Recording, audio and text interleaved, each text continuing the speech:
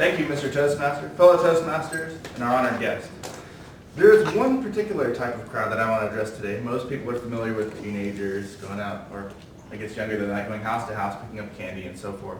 Or the parties after Halloween, which I usually take part in now, where everyone picks a theme per year and attends to that. There's one crowd that's under attack after recent years, particularly in pop culture. And it's an attack on the definition itself, like what it means to be in this type of crowd. It started off basically around the 60s. It started to change, and every year there's more and more movies, more and more themes about this crowd that are just kind of making it not who it used to be. The crowd I'm talking about is zombies. So let me give you a brief introduction about why keeping the crowd of zombies is important. There are many types of living dead, type that rise from the grave, and some of them feast on the flesh and things like that. But the zombies are a very specific niche of that group. Well, let me tell you how that story came out, and it takes us back to Haiti, and I believe the 1700s, where it's a legend about how the dead would rise from the grave using voodoo, which is kind of a Caribbean mystical force. And what it involved was, okay, so if anyone knows the Japanese puffer fish, that you can eat a specific way, and you cut it one way and it tastes delicious, but if you cut it the wrong way or something like that, it injects a neurotoxin into the food and you essentially become paralyzed. Now people still eat this in Japan and a lot of different Pacific islands, but it's also prevalent, relative to that, in Haiti and the Dominican Republic area. Well, during the 1700s, one boy was apparently eating the fish and had died, and strangely, so they decided to bury him. And so they buried him, and then the next night, everyone was sitting around the local campfire, and all of a sudden, the boy climbs out through the dirt in a stiff fashion. He basically, the paralysis of the nerve toxin had worn off, so he's actually crawling through the dirt, wandering back to the campfire, and then of course everyone convinced of voodoo magic in that area was ultimately convinced that it had to be magic and the dead rising from the grave. So that's where the story originates, and that's how a lot of themes have been built around that.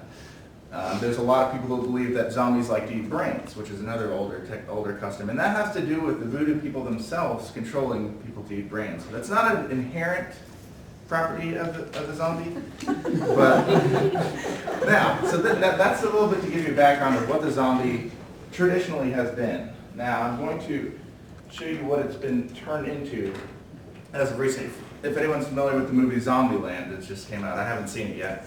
Has anyone seen it? Okay, no. But there's also Resident Evil, Night of the Living Dead, Dead Rising was a video game, 28 Days Later. So you guys are familiar with these things, where it has to do with not just the dead rising from the grave, it's more of a mass infection, because there's no, rising from the grave paralysis, none of that. No, these guys are, thinking, hungry. Zombies don't need to bite your arm. There's no converting through bitten record here. So let me give you an example of how to tell the difference between zombies and non-zombies. Okay, I'll start off. So the biggest change was Night of the Living Dead, which was in 1968 by John Romero, if anyone's familiar with that. That was the first modern change into this new mass hysteria zombie apocalypse, and this is one of the ways. This is slightly graphic, but it's mainly just fake blood. This is from Shaun of the Dead, which is the typical one most people are familiar with. Now this was apparently due to radiation or satellite thing. So this is, again, not rising from the grave perhaps, but a unknown cause. This is, on the far right, is from 28 Days Later. As you can see, he's clearly alive and talking, and this one could actually walk around and move. So this is more of a biological experiment. This is not a zombie. This is from Resident Evil, who was infected by the T virus. This is a computer game in the series thereafter. But not only is it just affect humans, Resident Evil also affects dogs.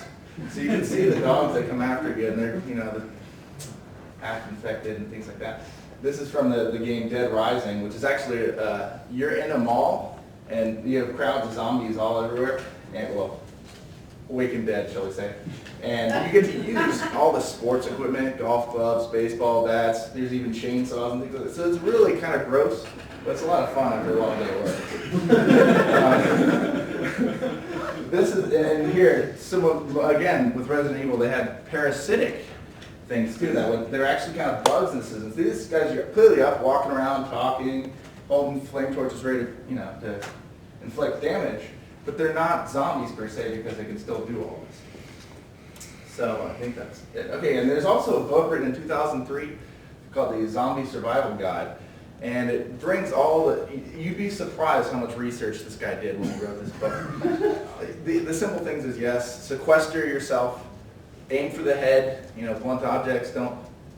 But he spent so much time, he did all kinds of police reports about accidental firearms going off when you're trying to shoot a zombie. Things that you never consider ballistics in a zombie apocalypse, but this guy did. Okay, and that brings me to a question, well not a question, a point of why. Why do people have this weird fascination with the dead rising from the grave or mass infections of people that turn everyone against one another and everyone's willing to fight no matter what? No one thinks about how the zombies feel. There's no compassion for the zombie rights. And there's a reason. There's a reason for this. Because humans are genetically, this is called the uncanny valley if you haven't heard of this. And this has actually been proven. If anyone's ever seen some computer animations or robots that are kind of human, but not really human, it's kind of creepy. It's got like the eyes are weird and you're just like, I don't like you. It's an eerie sub-feeling. And that's exactly what this is. Basically, what we're familiar with and how close it is to humanity is this chart.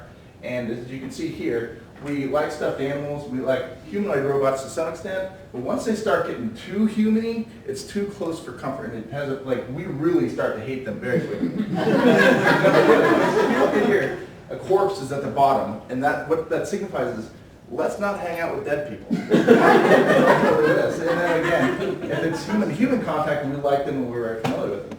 But anyway, if there's anything you notice about dolls that rise, or the dead rise, anything not fully human, we have an inherent dislike. So next time you're wondering, what are zombies, what aren't zombies, if it rises from the grave, could be a zombie. Mr. Toastmaster.